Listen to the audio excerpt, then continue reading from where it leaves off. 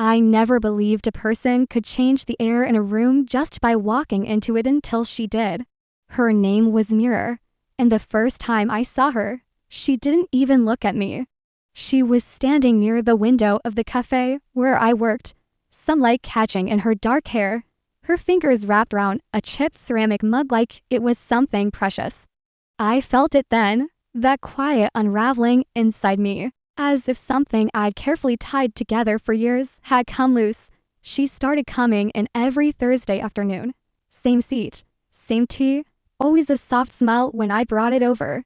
Always a thank you that felt heavier than it should have. We spoke in small, safe sentences at first about books, about the weather, about nothing that mattered, and yet, everything did. Mira listened in a way that made me forget what I was saying.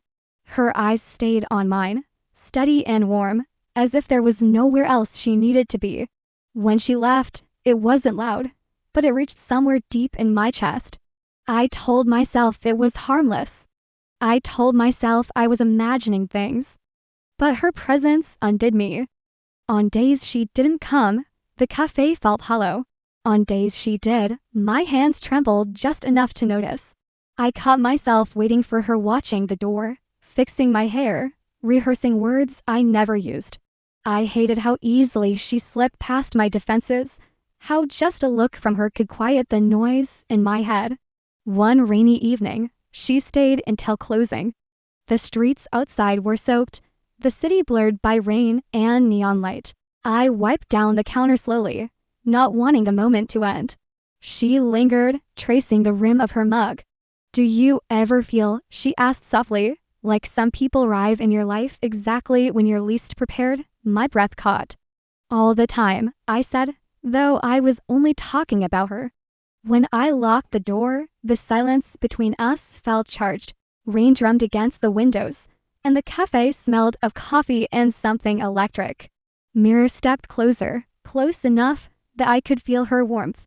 "I think," she said, her voice barely above a whisper, "that you undo me." My heart hammered. Before fear could catch up, I reached for her hand.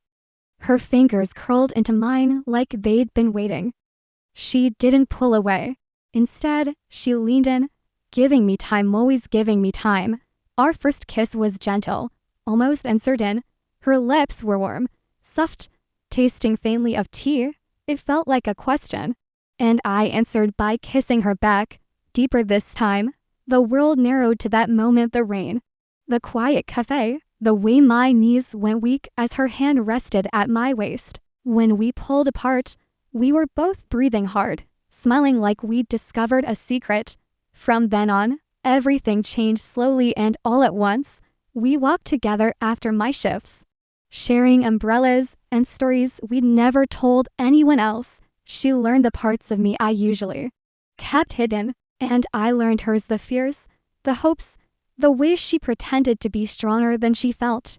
Every touch felt intentional, every kiss, whether stolen in the cafe after hours or shared beneath streetlights, felt like coming home. Loving Mirror wasn't loud or dramatic.